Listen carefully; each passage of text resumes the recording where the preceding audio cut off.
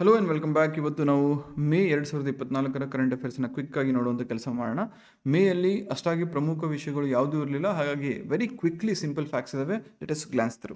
ನಾನು ಏನೇನು ಹೇಳ್ತೀನೋ ಅಷ್ಟನ್ನು ನೀವು ಓದ್ಕೊಂಡ್ರೆ that is more than sufficient. You need not read each and every sentence of this thing. Fine.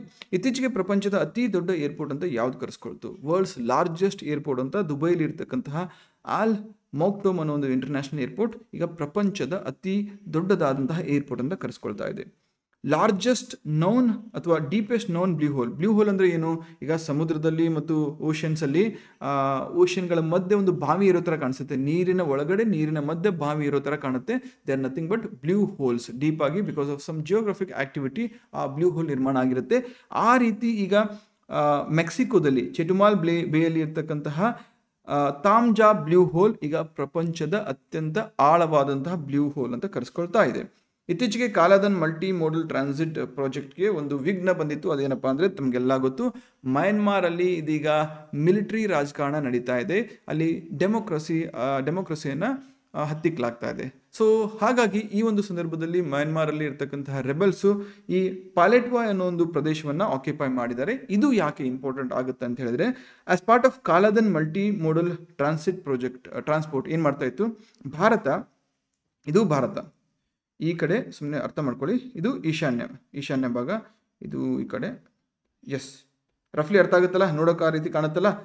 ಈಗ ಭಾರತದ ಮೇನ್ ಲ್ಯಾಂಡಿಂದ ಈಶಾನ್ಯ ಭಾರತದ ರಾಜ್ಯಗಳಿಗೆ ಅಂದರೆ ಅಸ್ಸಾಂ, ಅರುಣಾಚಲ್ ಪ್ರದೇಶ್, ಮಣಿಪುರ್, ಮೇಘಾಲಯ, ಮಿಜೋರಾಂ, ನಾಗಾಲ್ಯಾಂಡ್ಗೆ ಹೋಗಬೇಕು ಅಂತ ಹೇಳಿದ್ರೆ ಈ ಚಿಕ್ಕದಾದಂತಹ ಪುಟ್ಟದಂತಹ ಸಿಲಿಗುರಿ ಕಾರಿಡಾರಿಂದ ಹೋಗಬೇಕಾಗುತ್ತೆ. ಇಲ್ಲಿ ಭೂತಾನ್ ಇದೆ, ಇಲ್ಲಿ ನೇಪಾಳ ಇದೆ.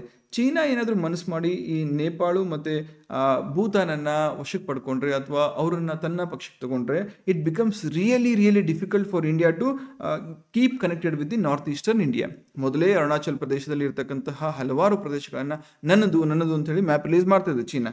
ಹಾಗಾಗಿ ಹೀಗಾಗಬಾರ್ದು ಅಂದರೆ ಈ ನಾರ್ತ್ ಈಸ್ಟರ್ನ್ ಇಂಡಿಯಾಗೆ ಹೋಗಲಿಕ್ಕೆ ಒಂದು ಆಲ್ಟರ್ನೇಟಿವ್ ರೂಟ್ ಬೇಕಲ್ವಾ? ಅದೇ ರೂಟನ್ನು ಈ ಮಯನ್ಮಾರಲ್ಲಿ ಇರ್ತಕ್ಕಂತಹ ಈ ಸಿಟ್ವೆ ಪೋರ್ಟ್ ಮುಖಾಂತರ, ಯಾವುದು ಸಿಟ್ವೆ ಪೋರ್ಟ್ ಅಂತ ಬರುತ್ತೆ, ಈ ಸಿಟ್ವೆ ಪೋರ್ಟ್ ಮುಖಾಂತರ ಕೋಲ್ಕತ್ತಾದಿಂದ ಇದು ಮಲ್ಟಿ ಮೋಡಲ್ ಅಂತ ಯಾಕೆ ಕರಿತೀವಿ? ಇದರಲ್ಲಿ ಸಮುದ್ರ ಮಾರ್ಗ ಇದೆ, ನದಿ ಮಾರ್ಗ ಇದೆ ಮತ್ತು ಯಾವುದು ರೋಡ್ ಮಾರ್ಗ ಕೂಡ ಇರುತ್ತೆ. ಸೊ ಮೊದಲನೇದಾಗಿ ಕೋಲ್ಕತ್ತಾದಿಂದ ಸಮುದ್ರ ಮಾರ್ಗವಾಗಿ ಬೇ ಆಫ್ ಬೆಂಗಾಲ್ ಮಾರ್ಗವಾಗಿ ಈ ಸಿಟ್ವೆ ಪೋರ್ಟ್ಗೆ ಹೋಗಲಾಗುತ್ತೆ. ಇಲ್ಲಿಂದ ಯಾವುದ್ರ ಮುಖಾಂತರ? ಕಾಲಾದನ್ ಅನ್ನೋ ನದಿ ಮುಖಾಂತರ ಈ ಪಾಲೆಟ್ವಾ ಅನ್ನೋ ಪ್ಲೇಸ್ಗೆ ಹೋಗಲಾಗುತ್ತೆ. ಅಲ್ಲಿಂದ ಇಂಡೋ ಮಯನ್ಮಾರ್ ಬಾರ್ಡರ್ಗೆ ಹೋಗುವಂತಹ ಒಂದು ಪ್ರಕ್ರಿಯೆ ಇತ್ತು. ಈಗ ಈ ಪಾಲೆಟ್ವಾನ ಬಂಡುಕೋರರು ಆಕ್ರಮಿಸಿದ್ರಿಂದ ಇಂಡಿಯಾಗೆ ಕಷ್ಟ ಆಗುತ್ತೆ ಅಂತ ಹೇಳಲಾಗ್ತಿದೆ. ಹೇಳೋದೇನೋ ಪಕ್ಕ ಆಗೇ ಆಗುತ್ತೆ, ರೈಟ್? ಸೊ ಇರಲಿ, ಅದನ್ನು ಹೆಂಗೋ ಸಾಲ್ವ್ ಮಾಡ್ಕೋತಾರೆ, ನಾವು ಟೆನ್ಷನ್ ತಗೊಳ್ಳೋದು ಬೇಡ. ಕಾಲಾದನ್ ಮಲ್ಟಿ ಮೋಡಲ್ ಪ್ರಾಜೆಕ್ಟ್ ಅಂದರೆ ಇದು ಭಾರತ ಮತ್ತು ಮಯನ್ಮಾರ್ ಮಧ್ಯೆ ಇರ್ತಕ್ಕಂಥ ಒಂದು multi model transport project. Multi model ಗೊತ್ತಾಯ್ತಲ್ಲ? ಫೈನ್. ನೆನಪಿರಲಿ, ಈ ಒಂದು ಪ್ರಾಜೆಕ್ಟ್ ಮುಖಾಂತರ ಭಾರತದ ಮಿಜೋರಾಮನ್ನು ತಲುಪುವಂತಹ ಪ್ರಯತ್ನವನ್ನು ಮಾಡಲಾಗುತ್ತೆ. ಇಲ್ಲಿ ಅರುಣಾಚಲ್ ಪ್ರದೇಶ, ಇಲ್ಲಿ ನಾಗಾಲ್ಯಾಂಡು, ಇಲ್ಲಿ ಮಣಿಪುರು, ಇಲ್ಲಿ ಮಿಜೋರಾಮ್ ಇದೆ, ಇಲ್ಲಿ ನಮ್ಮ ತ್ರಿಪುರಾ ಇದೆ, ಇಲ್ಲಿ ಮೇಘಾಲಯ ಇದೆ. ಹಾಗಾಗಿ ಮಿಜೋರಾಮ್ ಯಾವ ಹತ್ರ ಆಗುತ್ತೆ? ಯಾವುದಕ್ಕೆ? ನಮ್ಮ ಯಾವುದು ಮಯನ್ಮಾರ್ಗೆ. ಕ್ಲಿಯರ್? ನೆಕ್ಸ್ಟ್, ಇತ್ತೀಚೆಗೆ USNY ಲೆಬನಾನ್ಗೆ ಮತ್ತು ಇಸ್ರೇಲ್ಗೆ ಒಂದು ಕಿವಿಮಾತನ್ನು ಹೇಳಿದ್ದಾರೆ. ಏನಂತ? ನೀವಿಬ್ಬರು ನೋಡ್ರಪ್ಪ, ಜೊತೆ ಕೂತ್ಕೊಂಡು ಮಾತಾಡಿಕೊಂಡು ನಿಮ್ಮ ಕಷ್ಟ ಸುಖ ಬಗೆಹರಿಸ್ಕೊಳ್ಳಿ, ಯಾವುದೇ ಕಾರಣಕ್ಕೂ ಯುದ್ಧ ಮಾಡಕ್ಕೆ ಹೋಗಬೇಡಿ ಅಂತ. ಇಸ್ರೇಲು ಕೇಳಲ್ಲ, ಲೆಬನಾನು ಕೇಳಲ್ಲ. Because Lebanon is back by terrorist groups. ಇಸ್ರೇಲ್ಗೆ ಮೇಲ್ಗಡೆ ಸಿರಿಯಾ, ಈ ಕಡೆ ತನ್ನ ಸ್ವಂತ ನೆಲದಲ್ಲಿ ಪ್ಯಾಲೆಸ್ತಾನು ಮತ್ತು ಹಮಾಸ್ ಬಂಡುಕೋರರು, ಈ ಕಡೆ ಲೆಬನಾನ್, ಎಲ್ಲರೂ ಕೂಡ ಕಾನ್ಸ್ಟೆಂಟ್ ಆಗಿ ಅಟ್ಯಾಕ್ ಮಾಡ್ತಾ ಇದ್ದಾರೆ. ಹಾಗಾಗಿ ಈ ಒಂದು ಸಂದರ್ಭದಲ್ಲಿ ಬ್ಲೂ ಲೈನ್ ಏನಿದೆಯಲ್ಲ ಅದರ ಸುತ್ತಮುತ್ತ, ಬ್ಲೂ ಲೈನ್ ಅನ್ನೋದು ಲೆಬನನ್ ಮತ್ತು ನಮ್ಮ ಯಾವುದು ಇಸ್ರೇಲ್ ಮಧ್ಯೆ ಇರತಕ್ಕಂತಹ ಒಂದು ಬಾರ್ಡರ್ ಅಂತ ಕರಿಬಹುದು. ಇದನ್ನು ಯುನೈಟೆಡ್ ನೇಷನ್ ಮಧ್ಯಸ್ಥಿಕೆಯಲ್ಲಿ ಈ ಬಾರ್ಡರ್ನ ಕ್ರಿಯೇಟ್ ಮಾಡಲಾಗಿತ್ತು. ಅದನ್ನು ಬ್ಲೂ ಲೈನ್ ಅಂತ ಯಾಕೆ ಕರೀತಾರೆ ಅಂತ ಹೇಳಿದ್ರೆ, along the length and breadth of the border ಈ ಬ್ಲೂ ಬ್ಯಾರಲ್ಸನ್ನು ಇರಿಸಿದ್ದಾರೆ. ಹಾಗಾಗಿ ಅದನ್ನು ನೀವು ಮೇಲ್ಗಡೆಯಿಂದ ನೋಡಿದ್ರೆ ಒಂದು ಬ್ಲೂ ಲೈನ್ ಥರ ಕಾಣುತ್ತೆ. ಹಾಗಾಗಿ ಅದನ್ನು ಬ್ಲೂ ಲೈನ್ ಬಾರ್ಡರ್ ಅಂತ ಕರೀತಾರೆ. ಏನು ಪ್ರಮುಖ ಅಂತ ಹೇಳಿದ್ರೆ, ಈ ಬ್ಲೂ ಲೈನ್ ಬಾರ್ಡರು ಮೆಡಿಟರೇನಿಯನ್ ಸೀಯಿಂದ ಗೋಲನ್ ಹೈಟ್ಸ್ವರೆಗೂ ಕೂಡ ಏನಾಗುತ್ತೆ, ಎಕ್ಸ್ಟೆಂಡ್ ಆಗಿರುತ್ತೆ. ಹಾಗಾಗಿ ಬ್ಲೂ ಲೈನ್ ಅಂತ ಬಂದರೆ it is between Israel and ನಮ್ಮ ಲೆಬನಾನ್. ಇತ್ತೀಚೆಗೆ ಕುರಿಲ್ ಐಲ್ಯಾಂಡ್ಸಲ್ಲಿ ಸುಮಾರು 6.3 ಮ್ಯಾಗ್ನಿಟ್ಯೂಡ್ನ ಒಂದು ಭೂಕಂಪನ ಆಯ್ತಂತೆ. ನಮಗೆ ಬೇಕಾ? Not necessary. ಭೂಕಂಪನ it is not at all necessary. ನಮಗೇನು ಬೇಕು? Places in news. ಕನಿಷ್ಠ 2 ರಿಂದ 3 ಪ್ರಶ್ನೆ ಕೇಳ್ತಾರೆ. ಈ ಕುರಿಲ್ ಐಲ್ಯಾಂಡ್ಸ್ ಎಲ್ಲಿ ಬರುತ್ತಪ್ಪ? ಇದು ರಷ್ಯಾ ಮತ್ತು ಜಪಾನ್ ಮಧ್ಯೆ ಇರತಕ್ಕಂತಹ ಒಂದು ಡಿಸ್ಪ್ಯೂಟೆಡ್ ಐಲ್ಯಾಂಡ್ ಗ್ರೂಪ್. ರಷ್ಯಾ ಮತ್ತು ಜಪಾನ್ ಮಧ್ಯೆ ಇರತಕ್ಕಂತಹ ಡಿಸ್ಪ್ಯೂಟೆಡ್ ಐಲ್ಯಾಂಡ್ ಗ್ರೂಪ್. ರಷ್ಯಾ ತಂದು ಅಂತ ವಾದಿಸಿದ್ರೆ ಜಪಾನ್ ತಂದು ಅಂತ ವಾದಿಸ್ತಾ ಇದೆ. ಇದೇನು ಮಾಡುತ್ತೆ, ಸಿ ಆಫ್ ಒಕೋಸ್ಟೋಕ್ ಅನ್ನ ಪೆಸಿಫಿಕ್ ಓಷನ್ ಇಂದ ಡಿವೈಡ್ ಮಾಡುತ್ತೆ, ಸಪರೇಟ್ ಮಾಡುತ್ತೆ. ಇಷ್ಟು ನೆನಪಿರಬೇಕು. ನೆಕ್ಸ್ಟ್, ಇತ್ತೀಚೆಗೆ WHO ವರ್ಲ್ಡ್ ಹೆಲ್ತ್ ಆರ್ಗನೈಸೇಷನ್ ಏನು ಮಾಡಿದೆ, ಆಫ್ರಿಕಾದಲ್ಲಿ 3ನೇ ರಾಷ್ಟ್ರವನ್ನ ಮಲೇರಿಯಾ ಫ್ರೀ ಅಂತ ಘೋಷಣೆ ಮಾಡಿದೆ. ಯಾವ್ಯಾವುದು? ಈಗ ಮೊದಲನೇದಾಗಿ ಮಾರಿಷಸ್ ಮತ್ತು ಅಲ್ಜೀರಿಯಾ ಇತ್ತು. ಈ ಒಂದು ಪಟ್ಟಿಗೆ ಕ್ಯಾಬೋ ವರ್ಡೆಯನ್ನ ಈಗ ಯಾವುದು WHO ಸೇರಿಸೋದರ ಮುಖಾಂತರ ಅಥವಾ ಅದಕ್ಕೆ ಮಲೇರಿಯಾ ಫ್ರೀ ಅನ್ನೋ ಸರ್ಟಿಫಿಕೇಟ್ ನೀಡೋದರ ಮುಖಾಂತರ ಅದನ್ನ 3rd such country in the entire African continent ಅಂತ ಡಿಕ್ಲೇರ್ ಮಾಡಿದೆ. ನೆನಪಿರುತ್ತಲ್ವಾ? ವರ್ಲ್ಡ್ ಪ್ರೆಸ್ ಫ್ರೀಡಮ್ ಡೇ, ವಿಶ್ವ ಪತ್ರಿಕಾ ಸ್ವಾತಂತ್ರ್ಯ ದಿನಾಚರಣೆಯನ್ನ ಪ್ರತಿ ವರ್ಷ ನಾವು ಪ್ರತಿ ವರ್ಷ ಮೇ 3ರಂದು ಆಚರಣೆ ಮಾಡಲಾಗುತ್ತೆ. ಯಾಕೆ ಸರ್ ಪರ್ಟಿಕ್ಯುಲರ್ಲಿ ಈ ದಿನ ಅಂತ ಕೇಳಿದ್ರೆ, ಈ ದಿನದಂದು 1991ರಲ್ಲಿ ಆಫ್ರಿಕನ್ ಜರ್ನಲಿಸ್ಟ್ಸು ಒಂದು ಡಿಕ್ಲರೇಷನ್ಗೆ ಸಹಿಯನ್ನು ಹಾಕ್ತಾರೆ. ವಿಂಡೋಕ್ ಡಿಕ್ಲರೇಷನ್ ಅಂತ ಹೇಳ್ಬಿಟ್ಟು. ಇದು ಏನು ಮಾಡುತ್ತೆ, ಪತ್ರಕರ್ತರ ಸ್ವಾತಂತ್ರ್ಯದ ಬಗ್ಗೆ ಇರತಕ್ಕಂತಹ ಒಂದು ಡಿಕ್ಲರೇಷನ್. ಹಾಗಾಗಿ ಇದರ ಒಂದು ಕಮೆಮೊರೇಷನ್ಗೋಸ್ಕರ ಪ್ರತಿ ವರ್ಷ ನಾವು May 3 world press freedom day ಅಂತ ಹೇಳ್ಬಿಟ್ಟು ಆಚರಣೆ ಮಾಡ್ತಾ ಬರ್ತಾ ಇದೀವಿ. ರೈಟ್. ಟಿಯಾಂಗಾಂಗ್ ಸ್ಪೇಸ್ ಸ್ಟೇಷನ್ ಯಾವ ರಾಷ್ಟ್ರಕ್ಕೆ ಸಂಬಂಧಿಸಿದ್ದು? ಚೀನಾಗೆ. ಭಾರತ ಕೂಡ ಬೈ 2030 ತನ್ನದೇ ಆದಂತಹ ಒಂದು ಬಾಹ್ಯಾಕಾಶ ನಿಲ್ದಾಣವನ್ನು ಹೊಂದಲಿದೆ. ಹಾಗಾಗಿ we should all be grateful and really excited. Fine. Next, SCO defence ministers meeting ಇತ್ತೀಚೆಗೆ ಅಸ್ತಾನಾ ಕಜಕಸ್ತಾನದಲ್ಲಿ ನಡೀತು. ಈ ಸಂದರ್ಭದಲ್ಲಿ SCO ಬಗ್ಗೆ ನೋಡ್ಕೊಳ್ಬೇಕು. ಈಗಾಗಲೇ ಸುಮಾರು ಬಾರಿ ಹೇಳಿದ್ದೀನಿ, 10 ಮೆಂಬರ್ಸ್ ಇರ್ತಾರೆ. ಅದರಲ್ಲಿ ಲೇಟೆಸ್ಟ್ ಮೆಂಬರ್ ಬಂದ್ಬಿಟ್ಟು ಬೆಲಾರಸ್ ಅಂತ ಹೇಳಿದ್ದೀನಿ. ಆ್ಯಂಡ್ ಪ್ರಮುಖವಾಗಿರ್ತಕ್ಕಂಥ ಮತ್ತೊಂದು ಅಂಶ ಏನಪ್ಪಾ ಅಂತ ಹೇಳಿದ್ರೆ, ಇದರ ಒಂದು ಆರಂಭ 2001ರಲ್ಲಿ ಶಾಂಘೈ 5 ಅನ್ನೋ ಒಂದು ಗುಂಪಿನ ಮುಖಾಂತರ ಆಗಿರುತ್ತೆ. ಇದರ ಒಂದು ಹೆಡ್ ಕ್ವಾರ್ಟರ್ಸ್ ಬೀಜಿಂಗ್ ಅಲ್ಲಿ ಇದೆ. ಆ್ಯಂಡ್ ಇದರ ಒಂದು ಪರ್ಮನೆಂಟ್ ಸ್ಟ್ರಕ್ಚರ್ ಕೂಡ ಇದೆ, which is called as regional aunty terrorist structure. It is permanent in nature. ಇದು ತಾಷ್ಕೆಂಟ್ ಅಲ್ಲಿ ಲೊಕೇಟ್ ಆಗಿದೆ. ಕ್ಲಿಯರ್? ನೆಕ್ಸ್ಟ್, ಭಾರತದ ಮೊಟ್ಟ ಮೊದಲ multipurpose green hydrogen pilot project ಅನ್ನು ಇತ್ತೀಚೆಗೆ ಹಿಮಾಚಲ ಪ್ರದೇಶದಲ್ಲಿ ಆರಂಭಿಸಲಾಗಿದೆ. ಮಲ್ಟಿಪರ್ಪಸ್ ಯಾವುದಕ್ಕೆ ಬೇಕಾದರೂ, ಈಗ ಎನರ್ಜಿಗೆ ಬೇಕಾದರೂ ಆಗಿರ್ಬೋದು, ಅಥವಾ ವೆಹಿಕಲ್ಸ್ ಬೇಕಾದರೂ ಆಗಿರ್ಬೋದು, ಅಥವಾ ಇತರೆ ಇಂಧನ ಬಳಕೆಗಾದರೂ ಆಗಿರ್ಬೋದು. ಒಟ್ಟಿನಲ್ಲಿ ಮಲ್ಟಿಪರ್ಪಸ್ ಈ ರೀತಿಯಾದಂತಹ ಪೈಲಟ್ ಪ್ರಾಜೆಕ್ಟ್ ಅನ್ನು ಹಿಮಾಚಲ ಪ್ರದೇಶದಲ್ಲಿ ಆರಂಭಿಸಲಾಗಿದೆ. ಗ್ರೀನ್ ಹೈಡ್ರೋಜನ್ ಬಗ್ಗೆ ತಮಗೆಲ್ಲ ಗೊತ್ತು. That hydrogen which has been produced by the process of electrolysis ಮುಖಾಂತರ ಪ್ರೊಡ್ಯೂಸ್ ಮಾಡಿದಾಗ ಬೈ ಪ್ರಾಡಕ್ಟ್ ಆಗಿ ಕೇವಲ ವಾಟರ್ ವೇಪರ್ ಉಳಿಯುವಂತಹ ಒಂದು ಪ್ರಕ್ರಿಯೆ. ಹಾಗಾಗಿ ಇದನ್ನ ಗ್ರೀನ್ ಹೈಡ್ರೋಜನ್ ಅಂತ ಕರಿತೀವಿ, because it doesn't have any greenhouse gases or pollutants. ಅದೇ ಬ್ರೌನ್ ಹೈಡ್ರೋಜನ್ ಮತ್ತು ಗ್ರೇ ಹೈಡ್ರೋಜನ್, ಬ್ಲೂ ಹೈಡ್ರೋಜನ್ ಅಂದರೆ ಏನು? ಈ ಗ್ರೇ ಹೈಡ್ರೋಜನ್ ಅಂದರೆ ಕಲ್ಲಿದ್ದಲು, ಕೋಲನ್ನು ಬಳಸಿ ಪ್ರೊಡ್ಯೂಸ್ ಮಾಡುವಂತಹ ಒಂದು ಹೈಡ್ರೋಜನ್ ಆಗಿರುತ್ತೆ. ಬ್ಲೂ ಹೈಡ್ರೋಜನ್ ಅಂದರೆ ನಮ್ಮ ನ್ಯಾಚುರಲ್ ಗ್ಯಾಸನ್ನು ಬಳಸಿ ಪ್ರೊಡ್ಯೂಸ್ ಮಾಡುವಂತಹ ಒಂದು ಹೈಡ್ರೋಜನ್ ಆಗಿರುತ್ತೆ. ಓಕೆ. ನೆಕ್ಸ್ಟ್, ಕ್ರಿಟಿಕಲ್ ಮಿನರಲ್ ಸೆಕ್ಟರಲ್ಲಿ ಒಂದು ಸಪೋರ್ಟನ್ನು ನೀಡಲಿಕ್ಕೆ ಇತ್ತೀಚೆಗೆ ಮಿನಿಸ್ಟ್ರಿ ಆಫ್ ಮೈನ್ಸ್ ಯಾರ ಜೊತೆ, ಶಕ್ತಿ ಸಸ್ಟೈನಬಲ್ ಎನರ್ಜಿ ಫೌಂಡೇಶನ್ ಜೊತೆಗೆ ಒಂದು MOUಗೆ ಸಹಿಯನ್ನು ಹಾಕಿದೆ. ಈ ಕ್ರಿಟಿಕಲ್ ಮಿನರಲ್ಸ್ ಆಗಲೇ ಹೇಳಿದ್ದೆ, ಮತ್ತೊಂದು ಸರಿ ಹೇಳ್ತೀನಿ. ಕಳೆದ ವರ್ಷ ಜೂನ್ 2023ರಲ್ಲಿ ಕೇಂದ್ರ ಸರ್ಕಾರ 30 ಕ್ರಿಟಿಕಲ್ ಮಿನರಲ್ಸ್ ಅನ್ನು ಇದೀಗ ಐಡೆಂಟಿಫೈ ಮಾಡಿದೆ. ಎಷ್ಟು? 30 ಕ್ರಿಟಿಕಲ್ ಮಿನರಲ್ಸ್ ಅನ್ನು ಐಡೆಂಟಿಫೈ ಮಾಡಿದೆ. ಅದರಲ್ಲಿ ಒಂದ್ಸಲಿ ಲಿಸ್ಟ್ ನೋಡ್ಕೊಂಬಿಡಿ, ಬಾಯ್ ಹಾಕಕ್ಕೆ ಹೋಗ್ಬೇಡಿ, ಜಸ್ಟ್ ನೋಡ್ಕೊಳ್ಳಿ. ನಿಮ್ಗೆ ಏನಾದರೂ ಇದಕ್ಕೆ ಸಂಬಂಧಪಟ್ಟಂತೆ ಪ್ರಶ್ನೆ ಬಂದರೆ ಅಟ್ಲೀಸ್ಟ್ ಫೆಮಿಲಿಯರ್ ಆಗಿರ್ತೀರ. Antimony, beryllium, bismuth, cobalt, copper, gallium, germanium, graphite, hafnium, indium, lithium, molybdenum, niobium, nickel, PG, phosphorus, potash, rhenium, silicon, strontium, tantalum, tellurium, tin, titanium, tungsten, vanadium, zirconium, selenium and cadmium. ಭಾರತೀಯ ವಿದ್ಯಾರ್ಥಿಗಳಿಗೆ NASA ಅವಾರ್ಡನ್ನು ನೀಡಲಾಗಿದೆ for outstanding performance in human exploration rover challenge. ಈ ರೀತಿಯಾದಂತಹ ಒಂದು scientific based challenges ಅನ್ನು ಅಥವಾ ಒಂದು ಕಾಂಪಿಟೇಷನ್ಸ್ ಅನ್ನು ನಾಸಾ ಮತ್ತು ಇಸ್ರೋ ಅವಾಗ ಆರ್ಗನೈಸ್ ಮಾಡ್ತಾ ಇರ್ತವೆ. ಯಾರ್ಯಾರಿಗೆ ಸಿಕ್ಕಿದೆ? ಕ್ರ್ಯಾಶ್ ಆ್ಯಂಡ್ ಬರ್ನ್ ಕೆಟಗರಿಯಲ್ಲಿ KIET group of institutions Delhi NCR ಇವರಿಗೆ ದೊರಕಿದ್ರೆ, ರೂಕಿ ಆಫ್ ದಿ ಇಯರ್ ಕೆಟಗರಿಯಲ್ಲಿ ಕನ್ಕಿಯಾ ಇಂಟರ್ನ್ಯಾಷನಲ್ ಸ್ಕೂಲ್ಸ್ ಮುಂಬೈ ಇವರಿಗೆ ಪ್ರಶಸ್ತಿ ದೊರಕಿರುತ್ತೆ. Right. National archives of India Shri Rafi Ahmed Kidwai ಅವರಿಗೆ ಸಂಬಂಧಪಟ್ಟಂತಹ ಎಲ್ಲ ಪೇಪರ್ ಕಲೆಕ್ಷನ್ಸನ್ನು ಈಗ ತನ್ನದಾಗಿಸಿಕೊಂಡಿದೆ. ಇದನ್ನು ಡಿಜಿಟೈಸ್ ಮಾಡಿ ರೆಕಾರ್ಡ್ ಮಾಡಿ ಪಬ್ಲಿಕ್ಕಿಗೆ ತೋರಿಸುವಂಥ ಕೆಲಸವನ್ನು ನ್ಯಾಷನಲ್ ಆರ್ಕೈವ್ಸ್ ಆಫ್ ಇಂಡಿಯಾ ಮಾಡಲಿದೆ. ಈ ರಫಿ ಅಹಮದ್ ಕಿದ್ವಾಯಿ ಅಂದರೆ ಯಾರಪ್ಪ? ರಫಿ ಅಹಮದ್ ಕಿದ್ವಾಯಿ ಅಂದರೆ he was the personal secretary of Motilal Nehru. Jawaharlal Nehru ಅಲ್ಲ, ಜವಾಹರ್ಲಾಲ್ ನೆಹರು ಅವರ ತಂದೆ ಮೋತಿಲಾಲ್ ನೆಹರು ಅವರ ಪರ್ಸನಲ್ ಸೆಕ್ರೆಟರಿ ಆಗಿದ್ರು. 1894ರಲ್ಲಿ ಉತ್ತರ ಪ್ರದೇಶದಲ್ಲಿ ಇವರ ಜನನ ಆಗುತ್ತೆ. ಇವರ ಒಂದು ಆಕ್ಟಿವ್ ಪೊಲಿಟಿಕ್ಸ್ಗೆ ಪಾದಾರ್ಪಣೆ 1920ರ ಖಿಲಾಫತ್ ಚಳುವಳಿ ಮುಖಾಂತರ ಆಗುತ್ತೆ. ಅಲ್ಲಿ ಇವರು ಮೋತಿಲಾಲ್ ನೆಹರು ಅವರಿಗೆ ತುಂಬಾ ಅತ್ಯಂತ ಆಪ್ತರಾಗ್ತಾರೆ. ನಂತರದಲ್ಲಿ ಭಾರತ ಸರ್ಕಾರ ರಚನೆ ಆದಾಗ ಭಾರತದ ಮೊಟ್ಟ ಮೊದಲ ಕಮ್ಯುನಿಕೇಷನ್ ಮಿನಿಸ್ಟರ್ ಕೂಡ ಆಗಿರ್ತಾರೆ ಇವರು ಓನ್ ಯುವರ್ ಟೆಲಿಫೋನ್ ಸರ್ವಿಸ್ ಅನ್ನೋ ಒಂದು ಉಪಕ್ರಮವನ್ನು ಕೂಡ ಮಾಡಿರ್ತಾರೆ, ಟೆಲಿಫೋನ್ ಅನ್ನು ಉತ್ತೇಜನ ಮಾಡಲಿಕ್ಕೆ. ಅದರ ಜೊತೆಗೆ ನೈಟ್ ಏರ್ ಮೇಲ್ ಅನ್ನು ಕೂಡ ಆರಂಭಿಸಿದಂತಹ ವ್ಯಕ್ತಿ ಇವರಾಗ್ತಾರೆ. ಮುಂದೆ ನಂತರದಲ್ಲಿ ಫುಡ್ ಅಂಡ್ ಅಗ್ರಿಕಲ್ಚರ್ ಮಿನಿಸ್ಟರ್ ಕೂಡ ಆಗಿ ಸೇವೆ ಸಲ್ಲಿಸ್ತಾರೆ. ಹಾಗಾಗಿ ಇವರ ಸ್ಮರಣಾರ್ಥ 1956ರಲ್ಲಿ Indian council of agriculture research ಏನ್ ಮಾಡುತ್ತೆ, ಒಂದು ಅವಾರ್ಡ್ ಅನ್ನು ಕೂಡ ಇನ್ಸ್ಟಿಟ್ಯೂಟ್ ಮಾಡಿರುತ್ತೆ. ವೆರಿ ಫೇಮಸ್ಲಿ ಇವರನ್ನ ಮೆಜಿಷಿಯನ್ ಮತ್ತು ಮಿರಾಕಲ್ ಮ್ಯಾನ್ ಅಂತ ಕರೆಯಲಾಗುತ್ತೆ. ಬಿಕಾಸ್ ಅಗ್ರಿಕಲ್ಚರ್ ಮಿನಿಸ್ಟರ್ ಆಗಿ ಇವ್ರು ಮಾಡಿದಂತಹ ಕೆಲಸಗಳಿಂದ ಅಗ್ರಿಕಲ್ಚರ್ ಪ್ರೊಡಕ್ಟಿವಿಟಿ ಸಿಕ್ಕಾಪಟ್ಟೆ ಇನ್ಕ್ರೀಸ್ ಆಗಿತ್ತು. ಸೊ ಹಾಗಾಗಿ ಇವರನ್ನ ಮೆಜಿಷಿಯನ್ ಮತ್ತು ಮಿರಾಕಲ್ ಮ್ಯಾನ್ ಅಂತ ಕೂಡ ಕರೆಯಲಾಗುತ್ತೆ.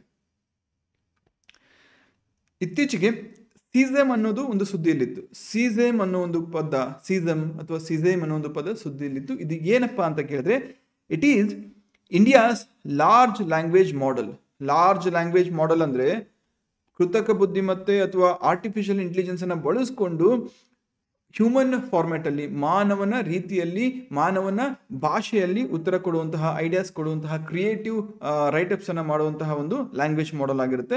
ಇದನ್ನ ಸೇತು ಅನ್ನೋ ಕಂಪನಿ ಇಂಟ್ರೊಡ್ಯೂಸ್ ಮಾಡಿದೆ. ಯಾವ ಸೆಕ್ಟರ್ಗೆ ಬೆನಿಫಿಷಿಯಲ್ ಅಂತ ಹೇಳಿದ್ರೆ BFSI ಅಂದ್ರೆ banking, financial services and insurance ಸೆಕ್ಟರ್ಗೆ. Banking, financial services and insurance. ಮೊಟ್ಟ ಮೊದಲ ನೀಲಗಿರಿ ತಾರ್ಗೆ ಸಂಬಂಧಪಟ್ಟಂತಹ ಒಂದು ಸೆನ್ಸಸ್ ಅನ್ನು ಇತ್ತೀಚೆಗೆ ತಮಿಳುನಾಡು ಮತ್ತು ಕೇರಳದಲ್ಲಿ ಕಂಡಕ್ಟ್ ಮಾಡಲಾಯಿತು. Nilgiri tahr it is classified as an endangered species.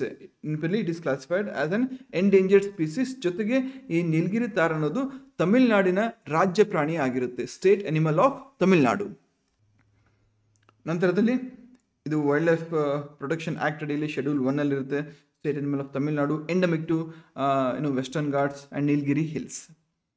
ನಂತರದಲ್ಲಿ ಕೇಂದ್ರ ಸರ್ಕಾರ ಟಿ ರವಿಶಂಕರ್ ಅವರನ್ನ ಪುನಃ RBI ಡೆಪ್ಯೂಟಿ ಗವರ್ನರ್ ಆಗಿ ಅಪಾಯಿಂಟ್ ಮಾಡಿದೆ. ನೆನಪಿರಲಿ, RBI ಗವರ್ನರ್ ಮತ್ತು ಡೆಪ್ಯೂಟಿ ಗವರ್ನರ್ಸ್ ಅನ್ನ ಕೇಂದ್ರ ಸರ್ಕಾರ ಮಾಡುತ್ತೆ, ನಿಯೋಜನೆ ಮಾಡುತ್ತೆ ಅಥವಾ ಅಪಾಯಿಂಟ್ ಮಾಡುತ್ತೆ.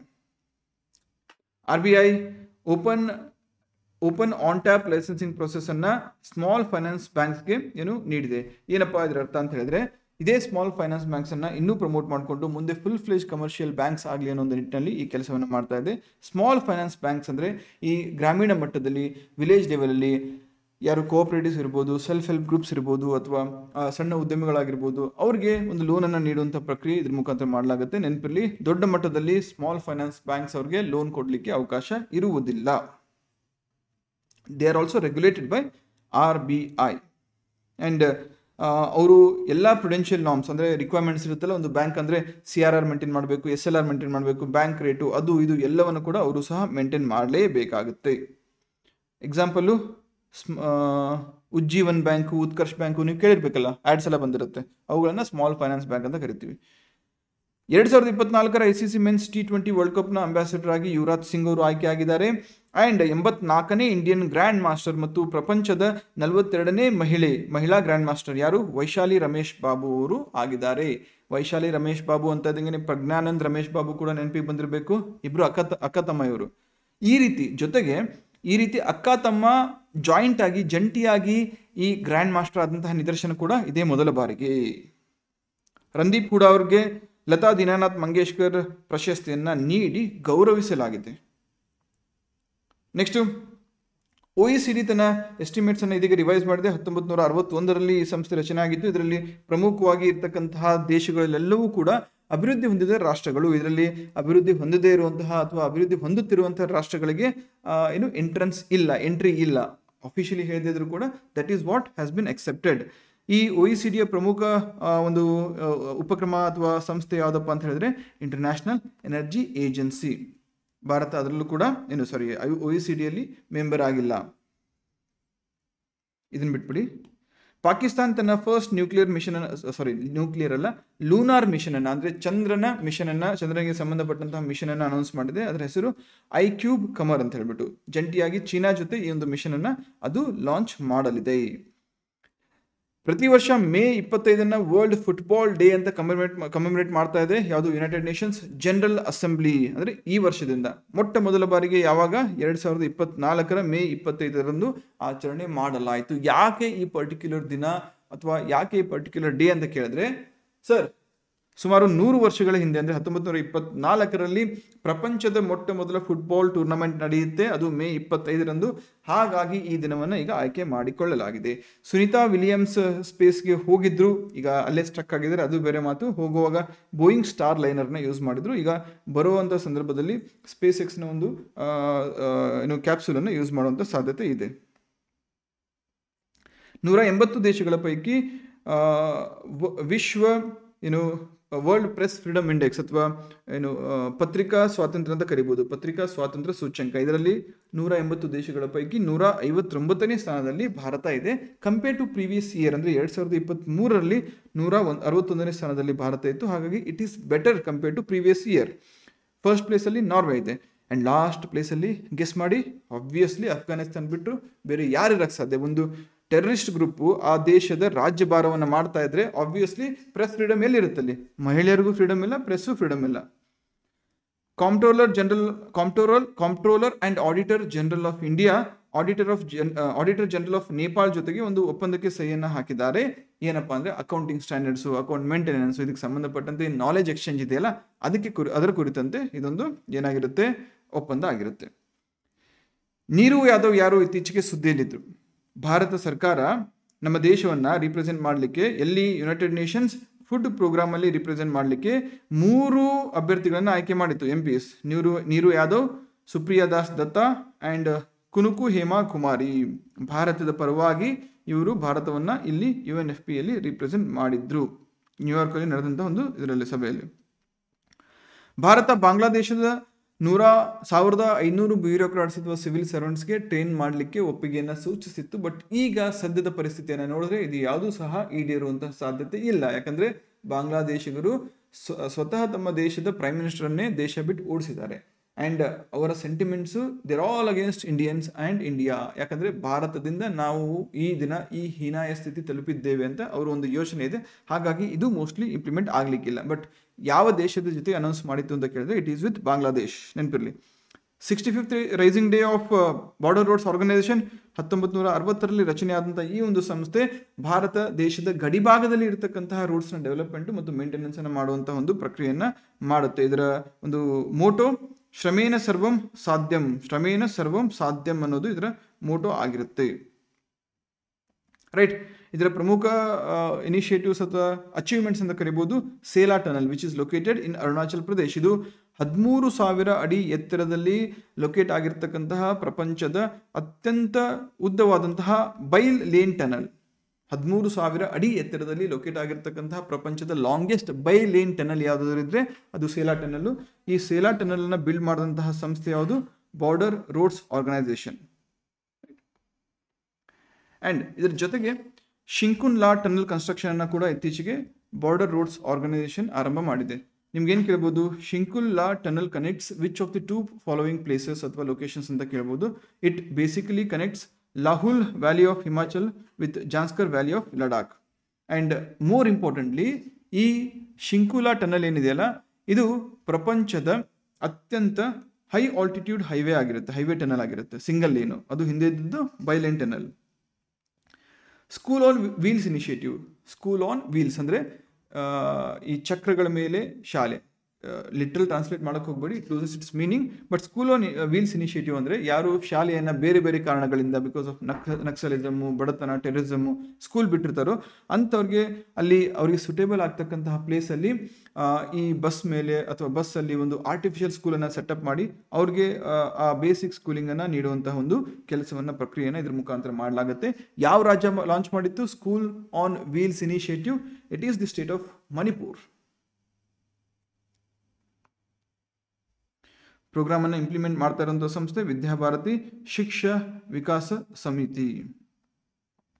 ಇಂಡಿಯನ್ ಏರ್ಫೋರ್ಸ್ ಇತ್ತೀಚೆಗೆ ಬಂಬಿ ಬ್ಯಾಕೆಟನ್ನು ಬಳಸಿಕೊಂಡು ಫೈರ್ ಎಕ್ಸ್ಟಿಂಗ್ವಿಷ್ ಮಾಡಿದೆ. ಅಂದರೆ ಅಲ್ಲಿ ಬೆಂಕಿ ಆಹುತಿ ಆಗಿತ್ತು, ಆ ಬೆಂಕಿಯನ್ನು ನಂದಿಸಲಿಕ್ಕೆ ಈ ಬ್ಯಾಂಬಿ ಬಕೆಟನ್ನು ಇತ್ತೀಚೆಗೆ ಇಂಡಿಯನ್ ಏರ್ಫೋರ್ಸ್ ಬಳಸಿತ್ತು. ಏನಪ್ಪ ಬ್ಯಾಂಬಿ ಬಕೆಟ್ ಅಂತ ಹೇಳಿದ್ರೆ, it is a western concept wherein ಒಂದು ಬಕೆಟನ್ನು ವಿಚ್ ಇಸ್ ಕೊಲ್ಯಾಪ್ಸಬಲ್ ಅಂತ ಬಕೆಟಲ್ಲಿ ನೀರನ್ನು ತುಂಬಿಕೊಂಡು ಎಲ್ಲಿ ಫೈರ್ ಬಿದ್ದಿರುತ್ತೋ ಅಲ್ಲಿ ಅದನ್ನು ಕೊಲ್ಯಾಪ್ಸ್ ಮಾಡಿಸಲಾಗುತ್ತೆ, ಅದನ್ನು ರಿಲೀಸ್ ಮಾಡಲಾಗುತ್ತೆ. ಅದು ಕೊಲ್ಯಾಪ್ಸ್ ಆಗಿ ಅಲ್ಲಿ ಇರ್ತಕ್ಕಂಥ ಬೆಂಕಿಯನ್ನು ನಂದಿಸುವಂಥ ಕೆಲಸ ಮಾಡುತ್ತೆ. ಬ್ಯಾಂಬಿ ಬಕೆಟ್ ಯಾರು ಬಳಸಿದ್ರು? Indian air force.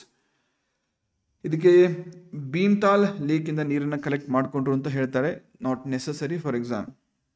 Next, GST appellate tribunal ಅಧ್ಯಕ್ಷರಾಗಿ ಪ್ರೆಸಿಡೆಂಟ್ ಆಗಿ ಜಸ್ಟಿಸ್ ಸಂಜಯ್ ಕುಮಾರ್ ಮಿಶ್ರಾ ಅವರನ್ನು ಇತ್ತೀಚೆಗೆ ಆಯ್ಕೆ ಮಾಡಲಾಗಿದೆ. ನೆನಪಿರಲಿ, ಈ GST ಅಪಲೇಟ್ ಟ್ರಿಬ್ಯುನಲ್ಗೆ ಪ್ರೆಸಿಡೆಂಟ್ ಆಗಬೇಕು ಅಂದರೆ ಒಂದು ಸಿಟ್ಟಿಂಗ್ ಸುಪ್ರೀಂ ಕೋರ್ಟ್ ಜಡ್ಜ್ ಆದರೂ ಆಗಿರಬೇಕು ಅಥವಾ former chief justice of high court ಆದರೂ ಆಗಿರಬೇಕು. ಅವ್ರು ಮಾತ್ರ ಸಾಧ್ಯ. ಅದರ ಜೊತೆಗೆ ಇವರನ್ನು ಹೊರತುಪಡಿಸಿ ಈ ಒಂದು ಅಪಲೇಟ್ ಟ್ರಿಬ್ಯುನಲಲ್ಲಿ ಒಬ್ಬರು ಜುಡಿಷಿಯಲ್ ಮೆಂಬರ್ ಇರ್ತಾರೆ ಮತ್ತು 2 ಟೆಕ್ನಿಕಲ್ ಮೆಂಬರ್ಸ್ ಕೂಡ ಇರ್ತಾರೆ. ಇದರ ಪ್ರಿನ್ಸಿಪಲ್ ಬೆಂಚು ನ್ಯೂ ಡೆಲ್ಲಿಯಲ್ಲಿ ಇರುತ್ತೆ. ಇಟ್ ಈಸ್ ಅಪಲೇಟ್ ಬೆಂಚ್ ಅಂದರೆ ಅಪೀಲ್ ಹೋಗ್ಬೋದು. GST ಟ್ರಿಬ್ಯುನಲ್ ಆದಮೇಲೆ ಅದಕ್ಕೆ ಅಪೀಲನ್ನು ತಗೊಂಡು ಇಲ್ಲಿ ಹೋಗ್ಬೋದು. ಶ್ರೀಲಂಕನ್ ಮೆನ್ಸ್ ಟೀಮನ್ನು ಸ್ಪಾನ್ಸರ್ ಅಥವಾ ಶ್ರೀಲಂಕನ್ ಮೆನ್ಸ್ ಟೀಮ್ ಜರ್ಸಿ ಮೇಲೆ ತನ್ನ ಸ್ಪಾನ್ಸರನ್ನು ಅಮೂಲ್ ಎಲ್ಲಿ 2024ರಲ್ಲಿ ನಡೆದಂತಹ ICC men's T20 world cup ಅಲ್ಲಿ ಸ್ಪಾನ್ಸರರ್ ಆಗಿತ್ತು. ಅಮೂಲ್ ಈ ಹಿಂದೆ ನೆದರ್ಲ್ಯಾಂಡ್ಸ್ ಮತ್ತು ನ್ಯೂಜಿಲೆಂಡ್ಗೂ ಕೂಡ ಸ್ಪಾನ್ಸರ್ ಆಗಿತ್ತು. 2024ರಲ್ಲಿ ಅಮೂಲ್ ಯಾರಿಗೆ? ಈ ಶ್ರೀಲಂಕನ್ ಮೆನ್ಸ್ ಟೀಮ್ಗೆ ಸ್ಪಾನ್ಸರ್ ಮಾಡ್ತಾ ಇದೆ. Also along with Sri Lanka, Amul south Africa ಮತ್ತು USA ಟೀಮ್ಗಳ ಮೇಲೂ ಕೂಡ ತನ್ನ ಸ್ಪಾನ್ಸರನ್ನು, ಈ ದೇಶಗಳ ಜರ್ಸಿ ಮೇಲೂ ಕೂಡ ತನ್ನ ಸ್ಪಾನ್ಸರನ್ನು ನೀಡ್ತಾ ಇದೆ. ಹರ್ಗಿಲಾ ಬರ್ಡನ್ನು ಸೇವ್ ಮಾಡಿದ್ದಕ್ಕೆ ಡಾಕ್ಟರ್ ಪೂರ್ಣಿಮಾ ದೇವಿ ಬರ್ಮನ್ ಅವರಿಗೆ, ಅಸ್ಸಾಂ ಮೂಲದ ಈ ಮಹಿಳೆಗೆ ಗ್ರೀನ್ ಆಸ್ಕರ್ ಅನ್ನು ನೀಡಲಾಗಿದೆ. It is also called as green Oscar and ಇದರ ಮತ್ತೊಂದು ಒರಿಜಿನಲ್ ಹೆಸರು ಅಂತ ಹೇಳಿದ್ರೆ ವೈಟ್ಲಿ ಗೋಲ್ಡ್ ಅವಾರ್ಡ್ ಅಂತ ಹೇಳ್ಬಿಟ್ಟು, ವೈಟ್ಲಿ ಅಥವಾ ವಿಟ್ಲಿ ಗೋಲ್ಡ್ ಅವಾರ್ಡ್. ಇದನ್ನು ವಿಟ್ಲಿ ಫಂಡ್ ಫಾರ್ ನೇಚರ್ ನೀಡುತ್ತೆ. ಇದೊಂದು UK ರಿಜಿಸ್ಟರ್ಡ್ ಚಾರಿಟಿ ಆಗಿರುತ್ತೆ. 1993ರಿಂದ ನೀಡ್ತಾ ಇದೆ. ಯಾರು ಪರಿಸರ ಕ್ಷೇತ್ರದಲ್ಲಿ ಅಥವಾ ಕನ್ಸರ್ವೇಷನಲ್ಲಿ ಅಗಾಧವಾದ ಸೇವೆಯನ್ನು ಸಲ್ಲಿಸಿರ್ತಾರೋ ಅವರಿಗೆ ಈ ಒಂದು ಪ್ರಶಸ್ತಿಯನ್ನು ನೀಡಲಾಗುತ್ತೆ. ಭಾರತದ ಮೊಟ್ಟ ಮೊದಲ ಸ್ವದೇಶಿ ನಿರ್ಮಿತ ಬಾಂಬರ್ ಅನ್ಮ್ಯಾನ್ಡ್ ಏರಿಯಲ್ ವೆಹಿಕಲ್, ಇದನ್ನು ಇತ್ತೀಚೆಗೆ ಟೆಸ್ಟ್ ಮಾಡಲಾಯಿತು ಇಲ್ಲಿ ಬೆಂಗಳೂರಲ್ಲಿ. ಇದರ ಹೆಸರು FWD-200B ಅಂತ ಹೇಳ್ಬಿಟ್ಟು, FWD-200B ಅಂತ ಹೇಳಿ. Kareena Kapoor national ambassador for every child ಯುನಿಸೆಫ್ನ ಈ ಒಂದು ಉಪಕ್ರಮಕ್ಕೆ ಬ್ರ್ಯಾಂಡ್ ಅಂಬಾಸಿಡರ್ ಆಗಿ ಆಯ್ಕೆಯಾಗಿದ್ದಾರೆ. 2023ರಲ್ಲಿ ಚೈನಾ ಮತ್ತು USA ನಂತರ ಪ್ರಪಂಚದ 3ನೇ ಅತಿ ದೊಡ್ಡ ಸೋಲಾರ್ ಉತ್ಪಾದಕ, ಸೋಲಾರ್ ಪವರ್ ಜನರೇಟರ್ ಆಗಿ ಭಾರತ ಮೈಲುಗಲ್ಲನ್ನು ಸಾಧಿಸಿದೆ. ಮೌಂಟ್ ಅಬು ಎಲ್ಲಿದೆ? ಇಂಡೋನೇಷ್ಯಾದಲ್ಲಿದೆ. ಯಾಕೆ ಸುದ್ದಿಯಲ್ಲಿತ್ತು? ಇತ್ತೀಚೆಗೆ ಅದು ಮೌಂಟ್ ಅಬು ಆಕ್ಟಿವ್ ಆಗಿ ಒಂದು ಆಕ್ಟಿವ್ ವಾಲ್ಕೇನೋ ಆಗಿತ್ತು. ಹಾಗಾಗಿ ಅದರ ಸುತ್ತಮುತ್ತ ಇರತಕ್ಕಂತಹ ಜನರನ್ನು ಇಂಡೋನೇಷ್ಯಾ ಶಿಫ್ಟ್ ಮಾಡಿತ್ತು. ಹಾಗಾಗಿ ಇದನ್ನು ನಿಮ್ಮ ಪರೀಕ್ಷೆಯಲ್ಲಿ ಕೇಳಬಹುದು. ಯಾಕಪ್ಪ ಅಂತ ಹೇಳಿದ್ರೆ ಪೆಸಿಫಿಕ್ ರಿಂಗ್ ಆಫ್ ಫೈರ್ ಮೇಲೆ ಈ ಮೌಂಟ್ ಐಬು ಇದೆ. ಹಾಗಾಗಿ ದಿಸ್ ಬಿಕಮ್ಸ್ ಇಂಪಾರ್ಟೆಂಟ್. ಪ್ರಪಂಚದ ಆಲ್ಮೋಸ್ಟ್ ಎಲ್ಲ ಸಿಸ್ಮಿಕಲಿ ವೆರಿ ಆಕ್ಟಿವ್ ಲೊಕೇಶನ್ ಅಂತ ಕರಿತೀವಿ ನಾವು. ಪ್ರಪಂಚದ ಆಲ್ಮೋಸ್ಟ್ ಎಲ್ಲ ಆಕ್ಟಿವ್ ವಾಲ್ಕೇನಸ್ ಕೂಡ ಈ ಒಂದು ರಿಂಗ್ ಆಫ್ ಫೈರ್ ಮೇಲೆ ಪೆಸಿಫಿಕ್ ಓಷನಲ್ಲಿ ನೀವು ಕಾಣಬಹುದು.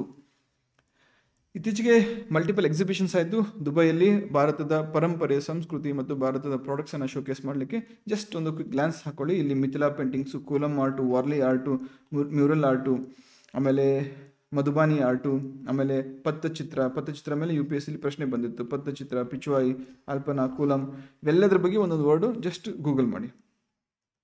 ಲೂನಾರ್ ಎಕ್ಸ್ಪ್ರೆಸ್ಸನ್ನು ನಾಸಾ ಬಿಲ್ಡ್ ಮಾಡುತ್ತೆ ಅಂತ ಹೇಳ್ತಾ ಇದೆ. ಲೂನಾರ್ ಎಕ್ಸ್ಪ್ರೆಸ್ ಅಂದರೆ ಚಂದ್ರನ ಮೇಲ್ಮೈ ಭಾಗದಲ್ಲಿ ಒಂದು ಟ್ರೈನ್ ಟ್ರ್ಯಾಕನ್ನು ಮ್ಯಾಗ್ನೆಟಿಕ್ ಲೆವಿಟೇಷನ್ ಟೆಕ್ನಿಕನ್ನು ಬಳಸ್ಕೊಂಡ್ರೆ, ಮ್ಯಾಗ್ನೆಟಿಕ್ ಲೆವಿಟೇಷನ್ ಟೆಕ್ನಿಕ್ ಅಂದರೆ ಆ ಟ್ರೈನ್ನ ಚಕ್ರ ಅಥವಾ ಟ್ರೈನ್ನ ಸರ್ಫೇಸ್ ಏನಿರುತ್ತೆ ಆ ಟ್ರ್ಯಾಕಿಗೆ ಹತ್ತಿರಲ್ಲ.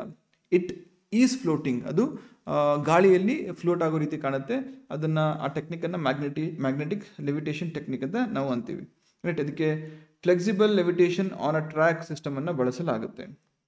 ಇದು ನಾಸಾದ ಮೂನ್ ಟು ಮಾರ್ಸ್ ಪ್ರೋಗ್ರಾಮ್ನ ಒಂದು ಭಾಗವಾಗಿರುತ್ತೆ. 2030ರ ವೇಳೆಗೆ ನಾವು ಆರಂಭಿಸ್ತೇವೆ ಅಂತ ಹೇಳಿದ್ದಾರೆ. Let us wait and watch. Right. ಕಳೆದ 2000 ವರ್ಷಗಳಲ್ಲಿ 2023 was the hottest year in the northern hemisphere. ಉತ್ತರ ಗೋಳಾರ್ಧದಲ್ಲಿ ಕಳೆದ 2000 ವರ್ಷಗಳಲ್ಲಿ ಅತ್ಯಂತ ವಾರ್ಮೆಸ್ಟ್ ಅಥವಾ ಹಾಟೆಸ್ಟ್ ಇಯರ್ ಯಾವುದಾದ್ರೂ ಆಗಿದ್ರೆ ಅದು 2023. It is because of multiple reasons.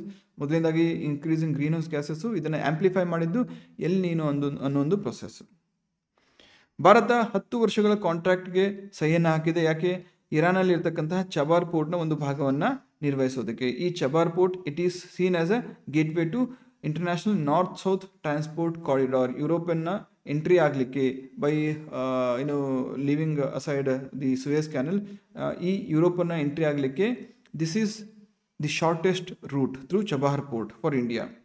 PhonePe ತನ್ನ UPI ಪೇಮೆಂಟನ್ನು ಶ್ರೀಲಂಕಾದಲ್ಲಿ ಲಾಂಚ್ ಮಾಡಿದೆ. ಇನ್ಮೇಲೆ ನೀವು ಶ್ರೀಲಂಕಾಕ್ಕೆ ಹೋದರೆ ಆರಾಮಾಗಿ ಫೋನ್ಪೇ ಮುಖಾಂತರ ನಿಮ್ಮ ಪೇಮೆಂಟನ್ನು ಮಾಡಬಹುದು. ಹಿಂದೂಸ್ತಾನ್ ಶಿಪ್ಯಾರ್ಡ್ ಲಿಮಿಟೆಡ್ PSU ಸಮರ್ಪಣ್ ಅವಾರ್ಡನ್ನು ಇತ್ತೀಚೆಗೆ ಪಡೆದುಕೊಂಡಿದೆ. ಅರೇಬಿಯನ್ ಸಿಯಲ್ಲಿ ರಿಸರ್ಚ್ಗೋಸ್ಕರ ಇಂಡಿಯಾ ಮತ್ತು ಒಮನ್ ಒಪ್ಪಂದಕ್ಕೆ ಸಹಿಯನ್ನು ಹಾಕಿದ್ದಾವೆ. ಬಯೋಡೈವರ್ಸಿಟಿಯನ್ನು, ಮರೈನ್ ಬಯೋಡೈವರ್ಸಿಟಿಯನ್ನು ಅಲ್ಲಿ ಕನ್ಸರ್ವ್ ಮಾಡಲಿಕ್ಕೆ ಈ ಒಂದು ನಿಟ್ಟಿನಲ್ಲಿ ಕ್ರಮವನ್ನು ಕೂಡ ಕೈಗೊಳ್ಳಲಾಗುತ್ತೆ. IMEX ಅನ್ನೋ ಒಂದು ಮೀಟಿಂಗು ಅಥವಾ ಒಂದು ಗೆಟ್ ಟುಗೆದರು ಇತ್ತೀಚೆಗೆ ಫ್ರಾಂಕ್ಫರ್ಟ್ USA ನಡೆದಿತ್ತು. ಇದರಲ್ಲಿ ಮೈಸ್ ಆಕ್ಟಿವಿಟೀಸ್ ಮೇಲೆ ಫೋಕಸ್ ಮಾಡಲಾಯಿತು. ಮೈಸ್ ಅಂದರೆ meetings, incentives, conferences and exhibition. IMEX ಅಂದರೆ ಏನು ಅಂತಂದರೆ ಅಂತಾರಾಷ್ಟ್ರೀಯ ಮಟ್ಟದಲ್ಲಿ ವ್ಯಾಪಕವಾಗಿ ಫೇಮಸ್ ಆಗಿರ್ತಕ್ಕಂಥ ಒಂದು ಟ್ರೇಡ್ ಫೇರ್, ವ್ಯಾಪಾರ ಸಭೆ ಅಂತ ಕೂಡ ಕರಿಬೋದು ನಾವು. ನೆಕ್ಸ್ಟು LTTE ಮೇಲೆ ಹೊರಿಸಿದಂತಹ ಬ್ಯಾನನ್ನು ಕೇಂದ್ರ ಸರ್ಕಾರ ಮತ್ತೆ ಅದನ್ನು ಎಕ್ಸ್ಟೆಂಡ್ ಮಾಡಿದೆ. ಮೊದಲನೇದಾಗಿ LTTE ಅಂದರೆ it's a liberation tigers of Tamil Eelam. ಅಂದರೆ LTTE ಅಂದರೆ ಹಿಂದೆ ಇದರ ಮುಖ್ಯಸ್ಥ ಪ್ರಭಾಕರನ್ ಕೂಡ ಇದ್ದು, ಅವರನ್ನು ಸಾಯಿಸಲಾಯಿತು, ಕೊಂದು ಹಾಕಲಾಯಿತು. ಆ್ಯಂಡ್ ಈ ಒಂದು ಸಂಘಟನೆ ಯಾಕೆ ಇಂಪಾರ್ಟೆಂಟ್ ಆಗುತ್ತೆ ಅಂತ ಹೇಳಿದ್ರೆ, ಅಥವಾ ಯಾಕೆ ನಾಟ್ ಸೊ ಇಂಪಾರ್ಟೆಂಟ್ ಅಂತ ಹೇಳಿದ್ರೆ, 1991 ರಾಜೀವ್ ಗಾಂಧಿಯನ್ನು ಅಸಸಿನ್ ಕೊಂದಂತಹ ಒಂದು ಸಂಘಟನೆ ಇದೇ ಆಗಿರುತ್ತೆ. ಈ ಒಂದು ಸಂಘಟನೆ ಮೇಲೆ ಬ್ಯಾನನ್ನು ಹೇರಬೇಕಾದ್ರೆ ಕೇಂದ್ರ ಸರ್ಕಾರಕ್ಕೆ ಇರ್ತಕ್ಕಂತಹ ಅಧಿಕಾರ ಯಾವುದು ಅಂತ ಹೇಳಿದ್ರೆ, it is under the provisions of unlawful activities prevention act of 1967. Next ಈ 1992 ಆರಂಭಿಸಿದಂತಹ UNESCO memory of world register ಅಂತ ಬರುತ್ತೆ. ಇದರಲ್ಲಿ ಏಷ್ಯಾ ಪೆಸಿಫಿಕ್ ರೀಜನಲ್ಗೆ ಸಪ್ರೇಟಾಗಿ ಒಂದು ರಿಜಿಸ್ಟರ್ ಇದೆ. ಇದರಲ್ಲಿ ಈ ಪ್ರಾಚೀನ ಮತ್ತು ಮಧ್ಯಯುಗಿನ ಅಥವಾ ಅತಿ ಪ್ರಾಚೀನ ಪರಂಪರೆಗಳನ್ನು ಅಥವಾ ಲಿಟ್ರರಿ ವರ್ಕ್ಸನ್ನು ಪ್ರಿಸರ್ವ್ ಮಾಡಲಾಗುತ್ತೆ.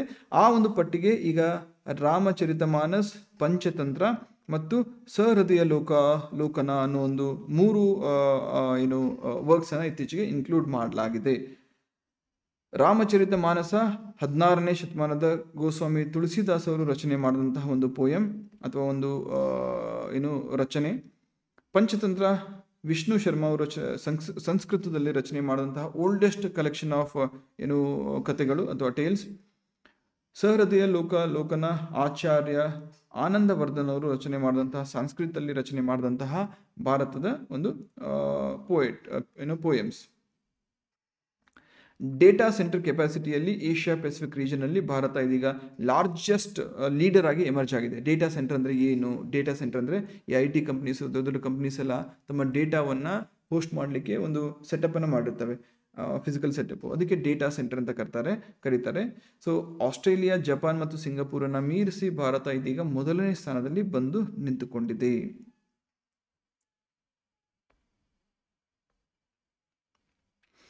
ಸಮಾಧಾನ್ ಕ್ಯಾಂಪೇನನ್ನು ಇತ್ತೀಚೆಗೆ department of ex service men welfare organise ಮಾಡಿತ್ತು, ಡಾರ್ಜಿಲಿಂಗಲ್ಲಿ ಆರ್ಗನೈಸ್ ಮಾಡಿತ್ತು. ಎಕ್ಸ್ ಸರ್ವಿಸ್ ಮೆನ್ ಯಾರ್ಯಾರು ಇರ್ತಾರೆ ಅವರ ಕುಂದುಕೊರತೆಗಳನ್ನು ಆಲಿಸಿ ಅವರಿಗೆ ಒಂದು ಸಪೋರ್ಟ್ ಸಿಸ್ಟಮನ್ನು ಕೊಡುವಂಥ ಕೆಲಸವನ್ನು ಇದರ ಮುಖಾಂತರ ಮಾಡಲಾಗುತ್ತೆ. ದಿಸ್ ಇಸ್ ನೆಸಸರಿ ಬಿಕಾಸ್ ನಮ್ಮ ದೇಶಕ್ಕೋಸ್ಕರ ಅಷ್ಟೊಂದೆಲ್ಲ ತ್ಯಾಗ ಮಾಡಿರ್ತಾರೆ. Obviously this is justified.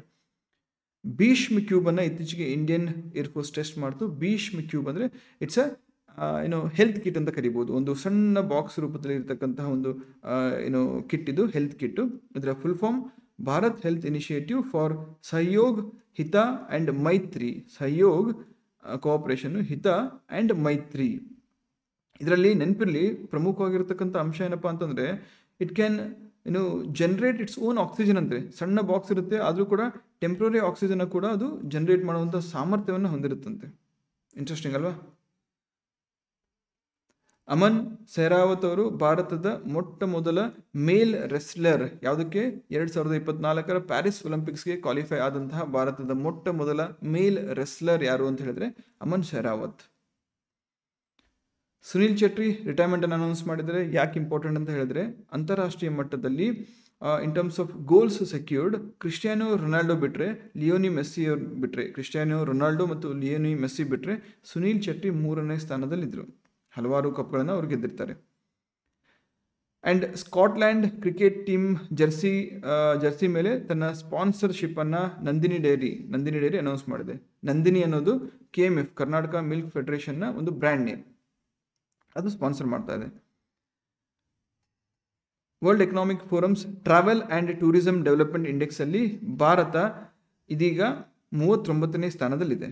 World economic ಫೋರಮು ತಮಗೆಲ್ಲ ಗೊತ್ತೇ ಇದೆ, 1971ರಲ್ಲಿ ಆರಂಭ ಆಗಿತ್ತು. ಸ್ವಿಟ್ಜರ್ಲ್ಯಾಂಡ್ನಲ್ಲಿ ಇದರ ಹೆಡ್ ಕ್ವಾರ್ಟರ್ಸನ್ನು ನೋಡ್ಬೋದು. ಆ್ಯಂಡ್ ಪ್ರಮುಖವಾಗಿ ಇದೊಂದು ಇಂಟರ್ನ್ಯಾಷನಲ್ NGO ಮತ್ತು ಥಿಂಕ್ ಟ್ಯಾಂಕ್ ಅಂತ ನಾವು ಪ್ರಮುಖವಾಗಿ ಕರಿತೀವಿ. ಪ್ಯಾಲೆಸ್ತೈನನ್ನು ಒಂದು ರಾಜ್ಯವಾಗಿ, ಇಸ್ರೇಲ್ ಮತ್ತು ಪ್ಯಾಲೆಸ್ತೈನ್ ಮಧ್ಯೆ ಈ ರಾಜ್ಯದ ವಿಷಯಕ್ಕೆ ಅಥವಾ ಟೆರಿಟರಿ ವಿಷಯಕ್ಕೆ, ರಿಕಗ್ನಿಷನ್ ವಿಷಯಕ್ಕೆ ಸಂಬಂಧಪಟ್ಟಂತೆ ಒಂದು ವಾದ ವಿವಾದ ಅಥವಾ ಯುದ್ಧನೇ ನಡೀತಾ ಇದೆ. ಈ ಸಂದರ್ಭದಲ್ಲಿ ಈ ಪ್ಯಾಲೆಸ್ತೈನ್ ಅನ್ನೋ ಒಂದು ಗುಂಪನ್ನು ಅಥವಾ ಒಂದು ಪ್ರದೇಶವನ್ನು ನಾವು ಫುಲ್ ಫ್ಲೆಜ್ಡ್ ಸ್ಟೇಟ್ ಅಂತ ಕನ್ಸಿಡರ್ ಮಾಡ್ತೀವಿ ಅಂತ ಸ್ಪೇನ್, ಐರ್ಲೆಂಡ್ ಮತ್ತು ನಾರ್ವೆ ಇತ್ತೀಚೆಗೆ ಅನೌನ್ಸನ್ನು ಮಾಡಿದ್ದಾವೆ. ಔಟ್ ಆಫ್ 193 UN ಕಂಟ್ರೀಸ್, ಸುಮಾರು 144 ರಾಷ್ಟ್ರಗಳು ಈಗಾಗಲೇ ಪ್ಯಾಲೆಸ್ತೈನನ್ನು ಒಂದು ರಾಜ್ಯವನ್ನಾಗಿ ಕನ್ಸಿಡರ್ ಮಾಡಿದ್ದಾವೆ. ಇದರಲ್ಲಿ ಭಾರತ ಕೂಡ ಈ ಪಟ್ಟಿಯಲ್ಲಿ ಸೇರಿದೆ. ಫಿಫಾ ವುಮೆನ್ಸ್ ವರ್ಲ್ಡ್ ಕಪ್ 2027 ನಡೆಯುತ್ತೆ. ಇದರ ಹೋಸ್ಟ್ ಆಗಿ ಬ್ರೆಜಿಲನ್ನು ಇದೀಗ ಆಯ್ಕೆ ಮಾಡಲಾಗಿದೆ. ಫೈನ್. ಇದನ್ನು ಯಾವಾಗ ಡಿಸೈಡ್ ಮಾಡಲಾಯಿತು? 2024ರ 74ನೇ ಫಿಫಾ ಕಾಂಗ್ರೆಸ್ ಬ್ಯಾಂಕಾಕಲ್ಲಿ ನಡೀತು, ಥೈಲ್ಯಾಂಡಲ್ಲಿ. ಆ ಸಂದರ್ಭದಲ್ಲಿ ಬ್ರೆಜಿಲನ್ನು ಆಯ್ಕೆ ಮಾಡಲಾಗಿದೆ. ಫಸ್ಟ್ ಇಂಡಿಯನ್ ಸ್ಪೇಸ್ ಟೂರಿಸ್ಟ್, ಇವರು ನಮ್ಮ ಜೆಫ್ ಬೆಜೋಸ್ ಇದ್ದಾರಲ್ಲ, ಅಮೆಜಾನ್ ಫೌಂಡರು, ಅವರು ಈ ಒಂದು ಬ್ಲೂ ಒರಿಜಿನ್ NS-25 ಮಿಷನ್ನ ಹೆಡ್ ಮಾಡಿದ್ರು. ಸೊ ಅದರಲ್ಲಿ ಗೋಪಿ ತುಟಾಕುರು ಅನ್ನೋ ಭಾರತೀಯ ಮೂಲದ ಉದ್ಯಮಿ ಪಾರ್ಟಿಸಿಪೇಟ್ ಮಾಡೋದರ ಮುಖಾಂತರ she became the first Indian space tourist. ಎಲ್ಲಿ? She is from Andhra Pradesh.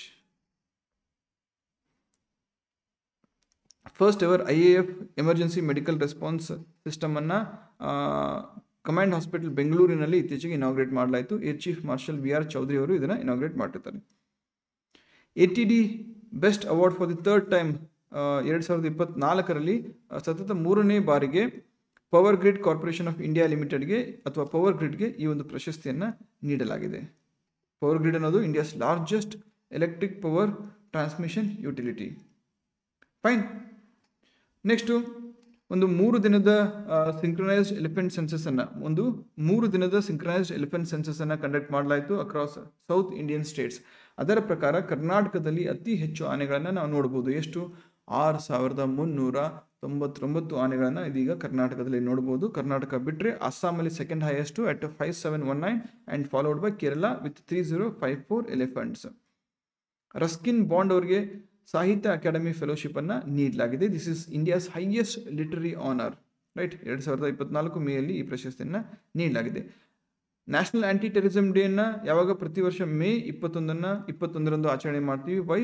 It was on this day in the year 1991 LTTE ನಮ್ಮ ಫಾರ್ಮರ್ ಪ್ರೈಮ್ ಮಿನಿಸ್ಟರ್ ಆದಂತಹ ರಾಜೀವ್ ಗಾಂಧಿ ಅವರನ್ನು ಹ್ಯೂಮನ್ ಬಾಂಬನ್ನು ಬಳಸೋದರ ಮುಖಾಂತರ ಕೊಂದಿತ್ತು. ಇದನ್ನು VP ಸಿಂಗ್ ಅವರು ಈ ಒಂದು ದಿನವನ್ನು ನಾವು ಆಚರಣೆ ಮಾಡಬೇಕು ಅಂತ ಹೇಳ್ಬಿಟ್ಟು ಅನೌನ್ಸ್ ಮಾಡ್ತಾರೆ. ಯಾವ ದಿನ? National anti terrorism day which is celebrated on 21st of May. Next, Paralympics 2024ರಲ್ಲಿ ಭಾರತ ಹಲವಾರು ಅಚೀವ್ಮೆಂಟನ್ನು ಮಾಡಿದೆ. ಇದರಲ್ಲಿ ಎಲ್ಲ ಬೇಡ, ಗೋಲ್ಡ್ ಮೆಡಲ್ ಎಲ್ಲೆಲ್ಲಿ ಬಂದಿದೆ ಅದನ್ನು ಮಾತ್ರ ನೋಡಿಕೊಂಡ್ರೆ that is more than sufficient. Avani Lekhara ಅವರಿಗೆ ವುಮೆನ್ಸ್ 10 ಮೀಟರ್ ಏರ್ ರೈಫಲಲ್ಲಿ ಸಿಕ್ಕಿದೆ. ನಿತೀಶ್ ಕುಮಾರ್ ಅವರಿಗೆ ಮೆನ್ಸ್ ಸಿಂಗಲ್ಸ್ SL3 ಸಿಕ್ಕಿದೆ. ಆ್ಯಂಡ್ ಸುಮಿತ್ ಆ್ಯಂಟಿಲ್ಗೆ ಜಾವ್ಲಿನ್ ಥ್ರೋಲ್ಲಿ ಸಿಕ್ಕಿದೆ. ಧರಂಬೀರ್ ಅವರಿಗೆ ಕ್ಲಬ್ ಥ್ರೋ F51 ಸಿಕ್ಕಿದೆ. ಪ್ರವೀಣ್ ಕುಮಾರ್ ಅವರಿಗೆ ಹೈ ಜಂಪಲ್ಲಿ ಸಿಕ್ಕಿದೆ. ಆ್ಯಂಡ್ ನವದೀಪ್ ಸಿಂಗ್ ಅವರಿಗೆ ಮೆನ್ಸ್ ಜಾವ್ಲಿನ್ ಥ್ರೋಲ್ಲಿ ಸಿಕ್ಕಿದೆ. ಆ್ಯಂಡ್ ಹರ್ವಿಂದರ್ ಸಿಂಗ್ ಅವರಿಗೆ ಮೆನ್ಸ್ ಇಂಡಿವಿಜುವಲ್ ರಿಕರ್ವ್ ಓಪನ್ ಇವೆಂಟಲ್ಲಿ ಸಿಕ್ಕಿದೆ. ಇಷ್ಟು ಮಾತ್ರ ನೋಡಿಕೊಂಡ್ರೆ that is more than sufficient. Right. Thank you so much. See in the next class.